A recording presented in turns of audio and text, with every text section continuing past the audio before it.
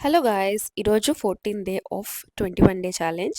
Morning 10కి లేచాను. లెగ్సిన వెంటనే రెడీ అయ్యి గుడికి స్టార్ట్ అయిపోయాం. నా దగ్గర ఏమీ అవుట్‌ఫిట్స్ లేవు. సో, స్వర్ణదిన్ శారీ కట్టుకున్నా. సో, ఫిట్టింగ్ అయితే బానే సరిపోయింది. But the colour of the sari నాకు భలే సూట్ అయింది. మేకప్ అండ్ జ్యువెలరీ కూడా చాలా సింపుల్‌గా, నీట్‌గా భలే అనిపించింది. ఈరోజు మండే అయితే శ్రవణ నక్షత్రం అభిషేకం ఏదో చేస్తున్నామన్నారు పంతులు గారు.